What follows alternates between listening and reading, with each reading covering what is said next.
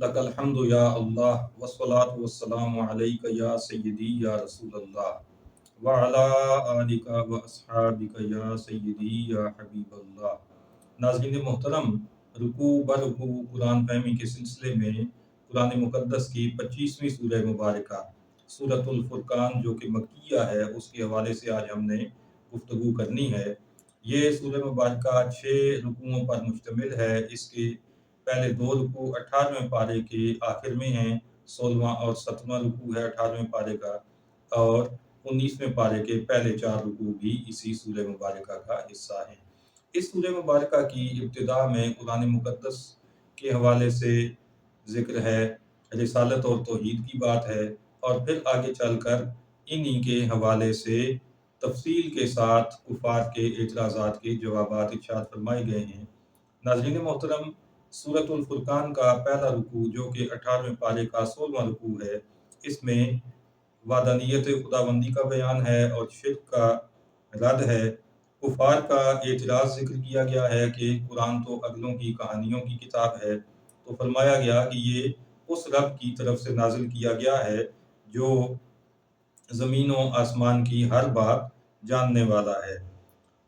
कुफ़ार मक्का का एतराज़ नबी करीम सल्लल्लाहु अलैहि वसल्लम की बशरियत के हवाले से भी था कि बशर पर कैसे नबूवत उतर सकती है। तो वो कहने लगे कि आप तो खाते पीते भी हैं, बाज़ारों में भी चलते हैं, तो आप कैसे नबी हो सकते हैं? तो रब ताला ने फरमाया कि ये ऐसे गुमराह हुए हैं कि अब कोई राह नहीं पाते। दूसरा रुकू है सूरतुल फ़ुरक़ान का 18वें पारे का आखिरी 17वां रुकू। इसके अंदर ये बताया गया कि क़यामत को झुटलाने वालों को भड़कती हुई आग में डाला जाएगा और उन्हें ज़ंजीरों में जकड़ कर उस आग में फेंका जाएगा। हालत उनकी ये होगी कि वो तमन्ना करेंगे कि काश उन्हें ऐसी मौत आ जाए कि उन्हें इस तकलीफ़ का एहसास ही ना हो। तो फरमाया गया कि महबूब तुम फरमाओ कि ये जो कैफियत अब तुम्हें दरपेश है, ये भली है या हमेशगी की जन्नत भली? बताया गया कि कुफ़ार के बातिल माबूद उनसे लातल्लकी और बेज़ारी का इज़हार कर देंगे, तो फरमाया जाएगा कि उन्होंने तुम्हें छोड़ दिया है, अब तुम ना तो अज़ाब को अपने आप से फेर सकते हो और ना तुम अपनी कोई मदद कर सकते हो। इससे पहले भी नबी और रसूल भेजे गए हैं जो खाते पीते थे और बाज़ारों में भी चलते थे। तीसरा रुकू ये 19वें पारे का पहला रुकू है। इसमें ये इरशाद हुआ कि मुनकरीन ने ये कहा कि हम पर फरिश्ते क्यों ना उतारे गए, और या फिर हम खुद रब को देखते तो ईमान ले आते। ये सरकशी में बहुत ज़्यादा बढ़ चुके कि रोशन मोजिज़ात देखने के बावजूद ईमान नहीं ला रहे।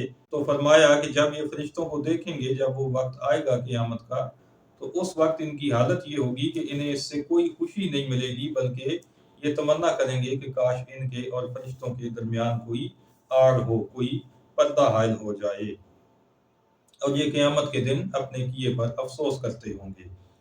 कुरान मुक़द्दस के इकट्ठा एक ही बार ना उतारे जाने पर जो एतराज़ था कुफ़ार का, उसके हवाले से इरशाद फरमाया गया कि इसको हमने बतदरीज उतारा ताकि ए महबूब आपका दिल इससे मज़बूत करें। चौथा रुकू है सूरतुल फ़ुरक़ान का 19वें पारे का ये दूसरा रुकू है। इसमें हज़रत मूसा और हज़रत हारून अलैहिस्सलाम का तज़किरा है कि उन्हें फ़िरौनियों की तरफ भेजा गया, और जब उन्होंने इनकार किया तो उन्हें हिलाक कर दिया गया दरिया में डुबोकर। हज़रत नूह अलैहिस्सलाम की कौम, उसने भी इनकार किया तो उन्हें भी गर्क कर दिया गया तूफ़ान नूह में। आद व समूद का तज़किरा है कि उन्हें भी नाफरमानी की सज़ा मिली और उन्हें भी हिलाक कर दिया गया, और भी कई संगतें गुज़री, इनका तज़किरा हुआ। कुफ़ार नबी करीम रऊफ़ुर रहीम सल्लल्लाहु अलैहि वसल्लम की हक्कानियत को जानते बूझते हुए ज़िद्द व अनाद की वजह से ईमान लाने से महरूम रहे, इसका ज़िक्र है। और फरमाया गया कि ये तो चौपायों से भी बदतर और गुमराह तर हैं। पाँचवां रुकू जो 19वें पारे का तीसरा रुकू है, इसमें कुदरत खुदाबंदी के बहुत से मज़ाहिर का बयान है, और फिर फरमाया गया कि मुनकरीन के साथ जिहाद किया जाए।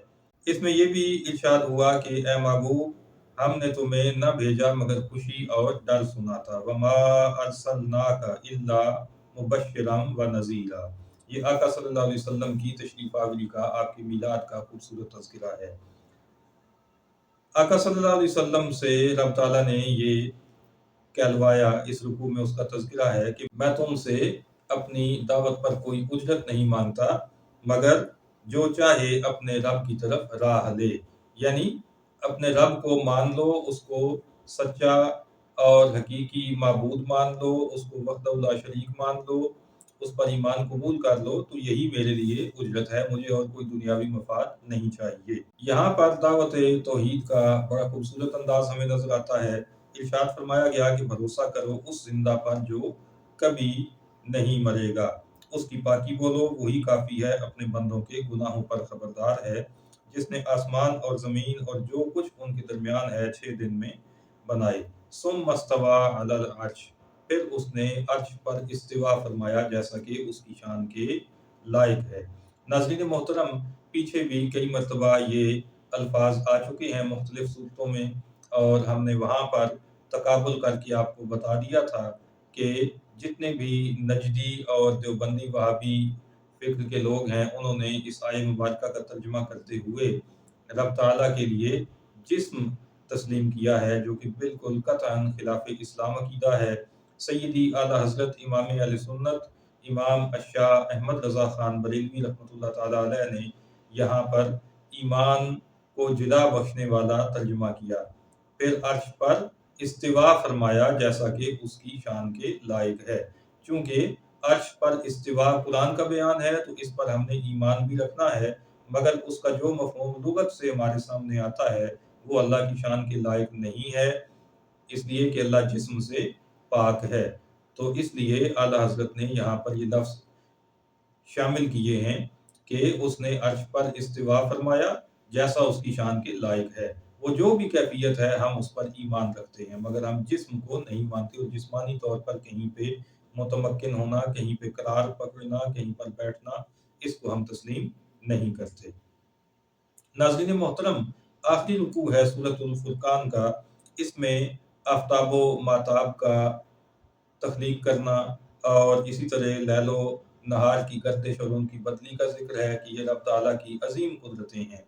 آخر میں عباد الرحمن کا ذکر ہے، اللہ تعالیٰ کے محبوب بندے، اس کے پیارے بندے، اس کے برگزیدہ بندے، ان کی خصوصیات اور ان کی صفات بیان کی گئی ہیں کہ یہ زمین پر آہستہ چلتے ہیں، وقار کے ساتھ چلنے والے ہیں، جائلوں سے بیر سے گریز کرتے ہیں، ان کی راتیں سجود و قیام میں گزرتی ہیں، یہ عذاب نار سے بچنے کے لیے اپنے رب کے حضور دعا گو رہتے ہیں، اپنے اخراجات میں اعتدال برتتے ہیں، نہ تو یہ فضول خرچ ہیں اور نہ ہی کنجوس ہیں، بلکہ اعتدال کے ساتھ اللہ کی دی ہوئی دولت کو خرچ کرنے کے عادی ہیں، قتل ناحق سے بچتے ہیں، بدکاری سے بچتے ہیں، جھوٹی گواہی نہیں دیتے اور بےہودگی نہیں کرتے، رب کی آیات ان کے سامنے پڑھی جائیں تو یہ اندھے اور بہرے ہو کر ان پر نہیں گرتے، بلکہ ان پر غور و فکر کرتے ہیں، ازواج و اولاد سے آنکھوں کی ٹھنڈک مانگتے ہیں اپنے رب سے،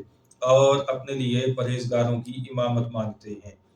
رب تعالیٰ نے یہ ساری صفات بیان فرمائی اور فرمایا کہ جو کوئی برائی کے بعد توبہ کر لے اور ایمان قبول کر لے اور عمل صالح بجا لائے تو رب تعالیٰ ان کی برائیوں کو بھلائیوں سے بدل دے گا۔ عباد الرحمن کے لیے ارشاد فرمایا کہ انہیں جنت کا سب سے اونچا بالا خانہ انعام میں ملے گا، جہاں پر وہ ہمیشہ رہیں گے۔ ناظرین محترم، سورۃ الفرقان کا رکوع برکوع خلاصہ آپ کی خدمت میں پیش کیا گیا ہے۔ دعا کیجئے کہ اللہ رب العزت نے ہمیں جو ایمان کی دولت عطا فرمائی ہے، اس کی قدر کرنے کی توفیق عطا فرمائے اور اچھے اعمال کی توفیق عطا فرمائے، اپنی اور اپنے پیارے حبیب صلی اللہ علیہ وسلم کی سچی محبت پر زندہ رہنا نصیب کرے، اور آخرت میں عباد الرحمن میں ہمارا شمار ہو اور ہمیں وہ انعامات ملیں جس کی یہاں پہ بشارت دی گئی ہے۔ وما علینا الا البلاغ المبین۔